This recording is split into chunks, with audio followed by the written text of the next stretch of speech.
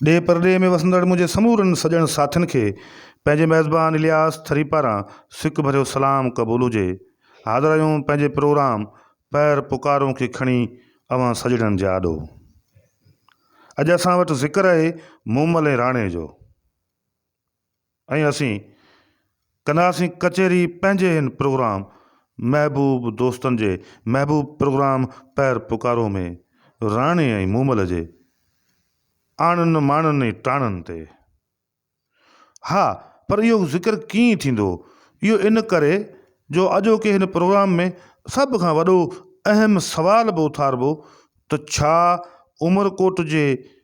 भरिसां कुनरी रोड ते जेका मूमल जी माड़ी वारो फिटल पुराणो दड़ो ऐं भिड़ो मौजूदु आहे,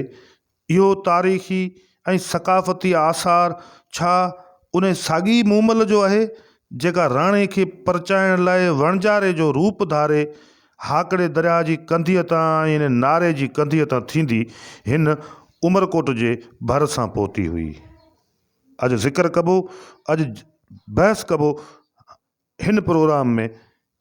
मूमल जी माड़ी ते त ही मूमल जी माड़ी वाकई उहा ई साॻी माड़ी आहे या कंहिं ॿिए किरदार जो हिते तज़किरो ऐं तफ़सील मिले थो।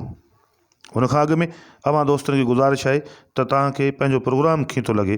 इहो प्रोग्राम तव्हां ॿुधो पिया, इन ते राय ज़रूरु ॾिजो ऐं पंहिंजे यूट्यूब चैनल थरथाक खे सब्सक्राइब ज़रूरु करियो। सो दोस्तो, पाण ज़िक्र पे कयोसीं त हिन मूमल जी माड़ीअ वारे बहस ते अॻिते जे लाइ तफ़सीली इन ते तहक़ीक़ छो न थी सघी आहे। अॼु खां कुझु ॾींहं अॻु में उमरकोट जे सिंध जे दानश्वरनि अदीबनि शाइरनि में तमामु घणो मक़बूलियत माणींदड़ ऐं हिन वक़्तु सिंध जे सक़ाफ़त ऐं सियाहत वारो सूबाई वज़ीर हुजण जो शर्फ़ रखंदड़ सईद सरदार अली शाह हिकु सक़ाफ़ती अदबी प्रोग्राम में ऑन रिकॉर्ड स्टेज ते इहो ऐलान कयो हो ऐं DC उमरकोट खे इहा हिदायत कई हुई त हीअ जेका उमरकोट जे भरिसां मूमल जी माड़ी मौजूदु आहे, इन जी मुकमल तौर ते हिकिड़ी इन्वेस्टिगेशन करे तहक़ीक़ करे रेवेन्यू रिकॉर्ड में इहो चेक कयो वञे त हीअ रेवेन्यू रिकॉर्ड में केतिरी एराज़ी आहे, केतिरी बनी आहे, ऐं इन जो चौधारी कब्ज़ा छो थिया आहिनि, कंहिं कया आहिनि, उहे कब्ज़ा माफ़ियाज़ केरु आहिनि, ऐं उन्हनि समूरनि खे हटाए हिन खे प्रिज़र्व कयो वञे, महफ़ूज़ कयो वञे, इन जे आॾो बाक़ाइदा सां डिमार्केशन करे इन जा निशान हदबंदियूं तय कयूं वञनि। पर जीअं पाकिस्तान जे अंदरि सियासतदाननि जा ऐलान हवाई ऐलान हूंदा आहिनि ऐं उहे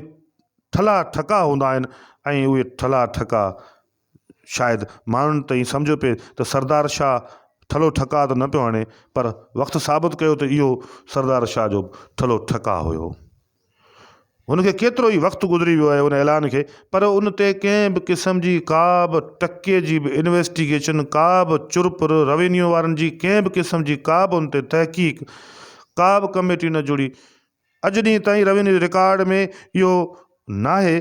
ज़िक्र, ऐं इहा रेवेन्यू रिकॉर्ड में ख़बर नथी पइजी सघी आहे त आया मूमल जी माड़ी जो ही रिकॉर्ड ऐं हीअ एराज़ी कंहिंजे नाले सां आहे, कीअं आहे, ऐं हिते ही छो आहे।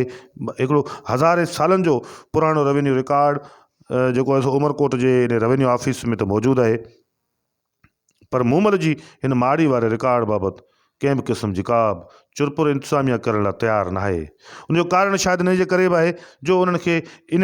लैंड रिकॉर्ड जे सेल सर्टिफिकेट्स ते ऐं इन जी का धुर न आहे, तंहिंजे करे उनखे का कमीशन जो को आसिरो टके पैसे जो बि न आहे, ऐं ज़ाहिर रिश्वत जो आसिरो जिते न हुजे उते हितां जो कामरो पंहिंजी मर्ज़ी पाण तहत जदोजहद करे इन क़िस्म जो रिकॉर्ड ऐं तहक़ीक़ छो करे, ऐं छो अहिड़नि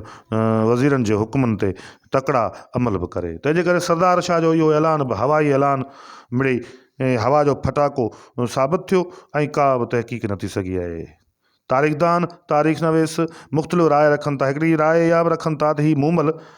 जो जेका भिड़ो आहे या हू मूमल नाहे जेका राणे ऐं मूमल वारो जो किरदारु आहे, जेके लतीफ़ सगोरे ॻायो आहे, उहो किरदारु उन किरदार सां जुड़ियल ही माड़ी न आहे। ऐं हिकिड़ा माण्हू चवंदा त ही मूमल मालण हुई, ऐं मुख़्तलिफ़ ज़ातियूं ॿुधाइनि था। बहरहाल केरु हुई मूमल, ही मूमल जी माड़ी जे नाले सां छो मशहूरु आहे भिड़ो, ऐं हिन चौधारी कब्ज़ा कंहिं कया आहिनि, ऐं हिन मूमल जी माड़ी ते तहक़ीक़ छो न थी सघी आहे। सॼे सक़ाफ़त ऐं सियाहत वारे खाते जा कामोरा मेलाई कामोरा बणिजी विया आहिनि, ऐं सिंध जो सकाफ़त ऐं सियाहत खाते वारो सूबाई वज़ीर बि उन्हनि मेलनि में वॾा भाषण ॾेई डिघियूं तक़रीरूं ऐं दानशवरियूं करियो रवानो थियो वञे। पर पंहिंजे ई तक जे इंतिहाई अहम तरीन तारीख़ी माॻ मूमल जी माड़ी ते आख़िर तहक़ीक़ छो न कराए सघियो आहे? छा इहा सैयद सरदार अली शाह जी सभ खां वॾी नाकामी न आहे जो हू पंहिंजे ई ज़िले जे तारीख़ी माॻनि जी का बि परगोर न पियो लहे? जेकॾहिं हुन हुकुम ॾिनो बि त उन ते अमल छो न थी सघियो ऐं जो हुन पुछाणो छो न कयो? का चुरपुर छो न थी सघी? इहे समूरा एॾा वॾा अहम सवाल आहिनि जिन ते बहस करण जी ज़रूरत आहे, पुछाणो करण जी ज़रूरत आहे, तहक़ीक़ करण जी ज़रूरत आहे। उमरकोट जे भरिसां तीन तलवार चौक ते लिंक रोड जेको टरे थो ऐं कुनरी ॾांहुं वञे थो, उन कुनरी रोड ते मौजूदु आहे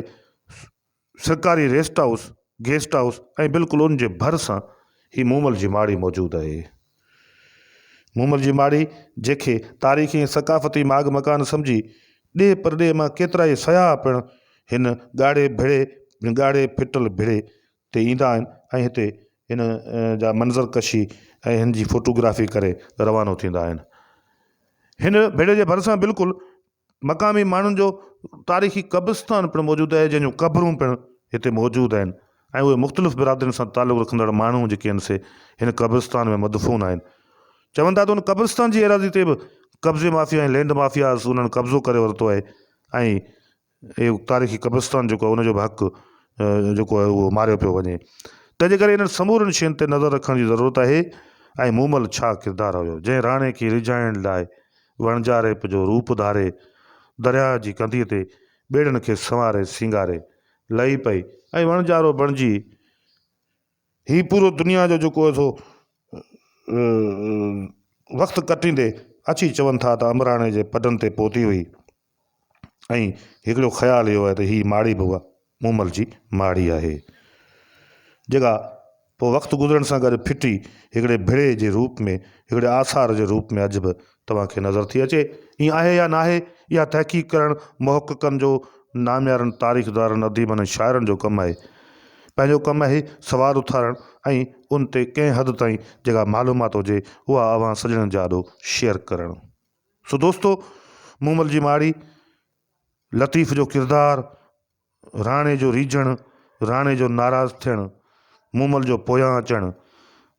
ऐं हज़रत शाबती भिटाई जे रसाले में शाइरी में मौजूदु सुर मूमल राणो। ऐं राणो चवनि था त पूरी महफ़िल जो आख़िरी हूंदो आहे राणो ऐं उहा चवनि था त प्रह फुटी महिल ऐं उनजे विच वारे वक़्तु ताईं उहो ॻाए महफ़िल खे पुॼाणे ते पहुचाइबो आहे। सो मूमल जी माड़ी ते तहक़ीक़ थियणु घुरिजे। वरी मिलबो ज़रूरु।